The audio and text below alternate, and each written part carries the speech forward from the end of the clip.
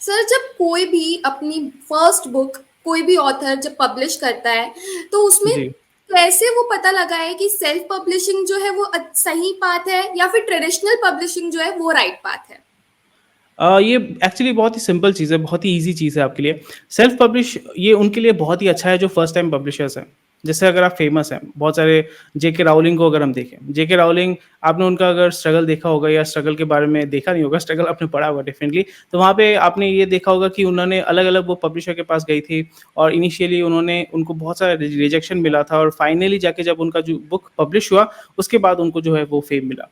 तो वो क्या कर रही थी? she did not do self publishing, she did traditional publishing. तो ट्रेडिशनल पब्लिशिंग में ये दिक्कत ये होती है कि जैसे एक उभरते आर्टिस्ट को स्ट्रगल करना पड़ता है, तो वहाँ पे भी एज अ उभरते ऑथर या अगर आप नए ऑथर हैं तो आपको ये स्ट्रगल करना पड़ेगा क्योंकि जो पब्लिशर होते हैं उनके पास हज़ारों हज़ारों आपके पास डेली इस तरीके के जो है मैन्युस्क्रिप्ट आते हैं या बुक आते हैं।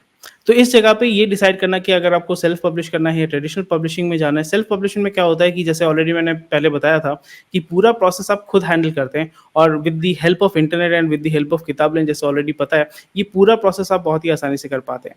तो सेल्फ पब्लिश उनके लिए अच्छा है जिनको जो प्रोफेशनल ऑथर नहीं बनना चाहते हैं या मे बी नए-नए ऑथर हैं और वो जो स्ट्रगल हो रहा है, वहाँ पे वो स्ट्रगल फेस कर रहे हैं, रिजेक्शन फेस कर रहे हैं, वो चाहते हैं कि कहीं से शुरू किया जाए। तो उसके लिए सेल्फ पब्लिशिंग का जो रास्ता है, बहुत ही ज़्यादा अच्छा है।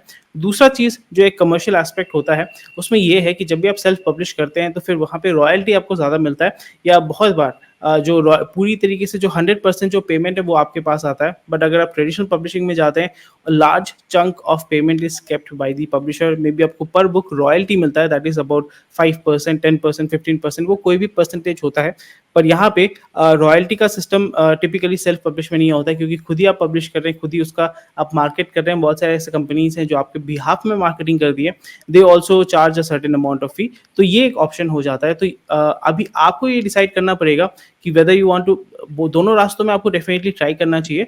पर अगर आप शुरू करना चाहते हैं and you just want to get your book to be printed and published, then self publishing is much easier. वहाँ पे अगर थोड़ा पैसा आपको इन्वेस्ट करना पड़ता है। That's the main thing. Next. अच्छा।